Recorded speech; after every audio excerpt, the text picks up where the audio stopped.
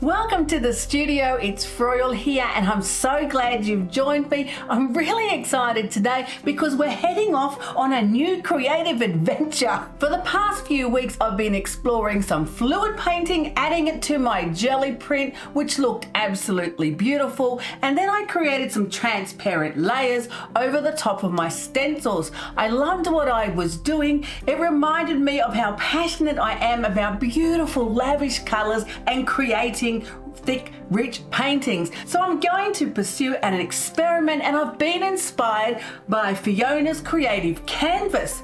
She's an Aussie chick. She did a 30-day challenge using fluid art techniques and I absolutely loved it. I thought it was fabulous to watch her development, to pursue the different techniques and to try the different mediums. So I'm off on my mighty fine adventure. I don't think I'll be doing 30 days straight, but I definitely want to try some of the fluid art techniques, especially the ones that I've never tried before. So I had a look at my local art store and I bought 9 different pouring mediums because I want to test them all. I want to see if one pouring medium is better than another pouring medium.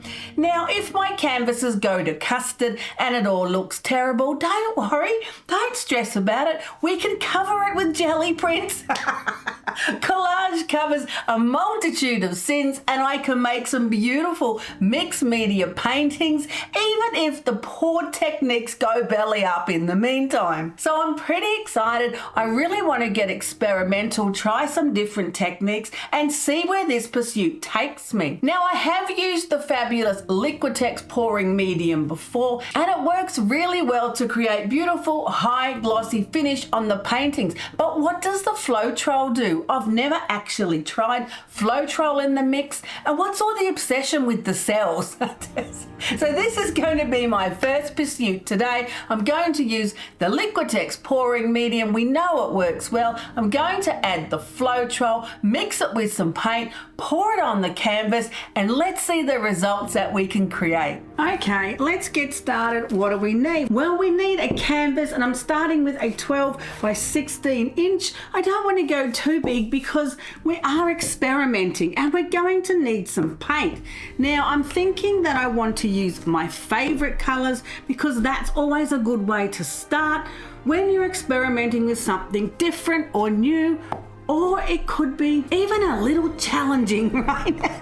Maybe we'll put in some silver. We need some cups to mix in, and of course we need the fabulous Liquitex pouring medium and the Floetrol. Look how small my bottle is because I really wasn't so sure about the idea. So let's start off small so that we can always, increase. And some sticks to stir the paint, get it going. Now, on Fiona's creative canvas, she used a recipe of 50% Floetrol and 50% of the pouring medium, and then she put 1 part paint to 2 or 3 parts of the mixed pouring medium. So that's what I'm going to do. I'm going to mix it all up and then we'll see where we're at. Okay, so how much paint do we want? I'm really not sure. This one's pretty cute, don't you think? What if we go 40 mils of paint? Is that too much?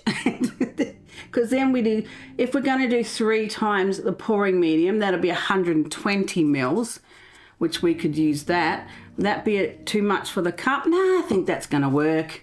That's going to work. And if it doesn't, like I said, we can just cover it with beautiful jelly prints or something. We'll make something out of it. So that's roughly 40 mils. I know it was pretty rough. I might be systematic, but I'm definitely not a perfectionist when it comes to experiments. So 40 mils of beautiful gold. Of course, I started with the gold. Let's try and dig all that out. Righto. And then we need 120 mils of the pouring medium. So we'll pour it into this jug. 120 mils. Stop. Woo up, Nelly. Woo up. Well, that's probably actually 140. So maybe not so much. Just a little less than what I just poured into the cup.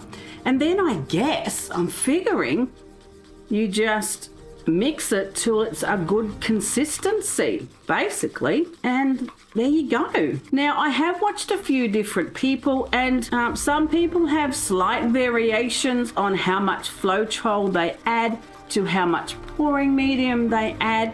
And my beautiful friend Kathleen at Cos Creations, she also adds a dash of GAC 800. So I've got some in the back of the cupboard. Maybe for the next test I might try adding a dash of that. But for this test we're going all Liquitex basics.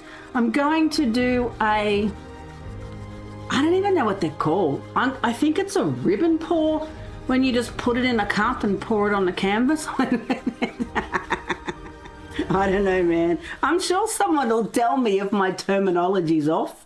But that's what we're going to do. We're going to do something like that.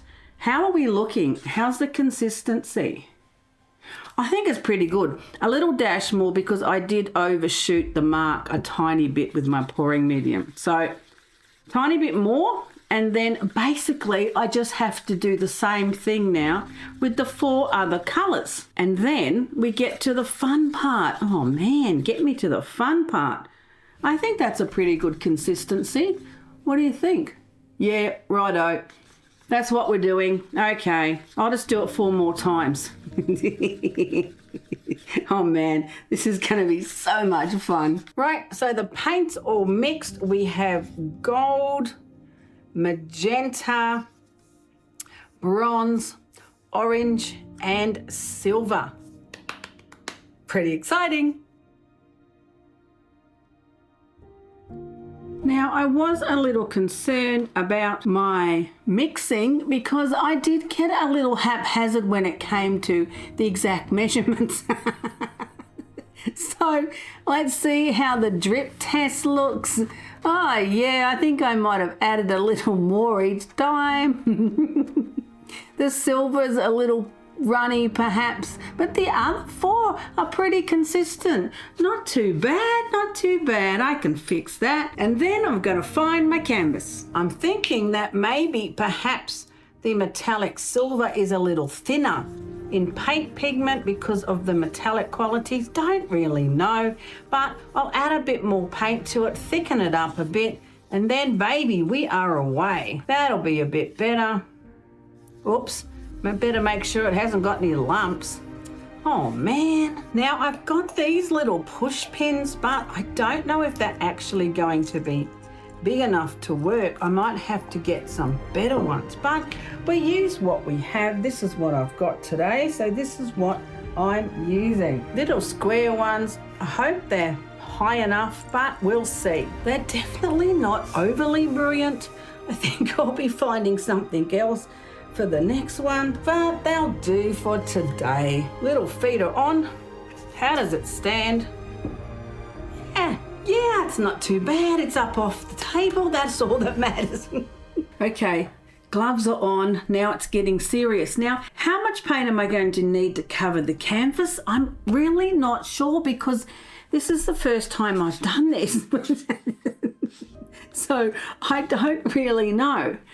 And what kind of pour do we want to do? Let's go with a dirty ribbon pour because that sounds like I could achieve that. Because I'm pretty sure you just pour the colour into the cup, right? And then pour the cup onto the canvas. That's what I'm thinking. So I'm thinking that's what we're going to do. Now, how much do we add of each colour? And if it's a dirty pour, does it matter what order they go in? Oh man, there's so much to think about. Have a look at the beautiful mix in the cup. Oh, it's looking pretty beautiful. Let's put some silver in. And I guess we're just going to see, aren't we? Really? It's going to be a little trial and error. It can only not work. What do we want to add now? Let's add some more magenta.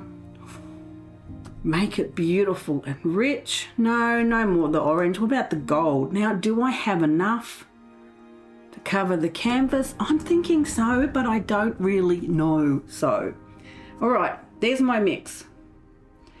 What do I do now?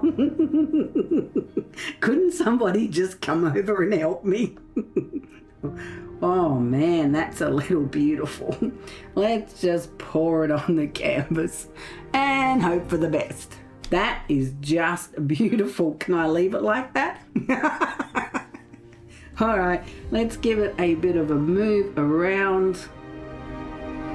See what we get, see how the colors flow. Whoops, there's some lumps in my silver, and you know why that is? Because I put in extra paint and I didn't mix it properly. Oh man, that's what I get. Taking shortcuts. Okay, you can't take shortcuts. No shortcuts allowed. If you're gonna mix it, you gotta mix it properly. We need to pick those bits out. First lesson to be learnt, there's no shortcuts. Mix it properly.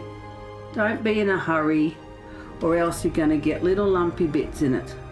Like that. Right, how's our coverage is the question. And do we wanna add some, sneaky extra bits? I think so. I'm a bit like that. So I'm going to put that bit there and maybe run some more of the gold down here. Now remember, this is all Liquitex basics. So there's going to be no paint density development of cells. It's only going to develop if the Floetrol has created that kind of chemical reaction. And I think it's a really interesting experiment, because then I'm going to try one with different paint brands and see how different it is. You know, I'm thinking that the paint coverage might only just be enough on the canvas. We're getting it right to the edge, so that's really good. The colours are beautiful, and that's what matters. I don't have a torch, so I hope it doesn't create lots of bubbles, because there's going to be no way to fix it. But I do think I will be heading off to Bunnings to get one, because this is actually a whole lot of fun. And I might have to pursue this experiment a little more. Let's run it off this side. I just want to create the composition a bit more interesting, like that. Yeah, I'm much happier with that. That's looking pretty nice. What do you think? Look at this area up here. That's kind of interesting. That's all the silver paint through there. Be really cool to see how it dries. I think I like it better turned around like this. Yeah, what do you think? It's kind of a beautiful abstract looking landscape. Not flowing anymore, so it must have settled. Righto. Righto. It's looking pretty nice. The paint's settling well, but I definitely think I need one of those torches that I see people like go over it with to pop bubbles or to release cells, or I don't really know, but I've seen people do it. But how do you not set yourself on fire? That's my question. Anyway, we'll put this one aside, grab another canvas, and I want to use up what's left in the cup. There's still a bit in the cup, and I've got some more paints mixed up. So I'm going to go with the same color scheme. I'm going to try a flipped cup. I'm going to be brave, and I think I'll add some Payne's Grey into the colour scheme just to give it a little bit of depth. Righto, righto, that's the next plan. Look how beautiful the painting dried up. Now, do I sound surprised? I just might be. The colours are glorious. Have a close look. It's absolutely fabulous. I love the way it has the beautiful textured marks and the cells that are created from the Floetrol. It's pretty fun for my very first poured out. Was it a ribbon pour? I'm really not sure what it's called. I put it all in the cup and tipped it on the canvas. It's rather beautiful when you look at it with the light on it. Now, I am rather surprised at how incredibly flat the painting's dried up, because I know that when you use the pouring medium just by itself, it dries up super glossy. And with the Floetrol in the mix, it's really entirely completely flat. Now, I'm not loving that idea at all, and I'm definitely going to varnish this, but it's going to have to wait a week Definitely, maybe 2, because beautiful New Zealand right now is a little cold and rainy. So I think I'll give it 2 weeks and then I'll varnish it super glossy, looking beautiful. I might even add some stencils or some deco foil or something gold and shiny and pretty. That is a real possibility that could happen. So if you're in my Patreon community, I'll definitely add the video in there in how I finish it up and how beautiful it's going to look. So join me on Patreon if you want to see more results or behind the scenes for this fabulous experiment. I really enjoyed this today. It was so fun putting the paint on the canvas and playing with the opulent colors and pouring it out. Yes, the experiment could go for a little while. There's a few techniques I'd really like to try. So if you want to follow along and watch me, I'll leave you with the playlist of the fluid art techniques, because they're going to be some magnificently beautiful paintings and you just have to join me. So I'll see you next time in the studio.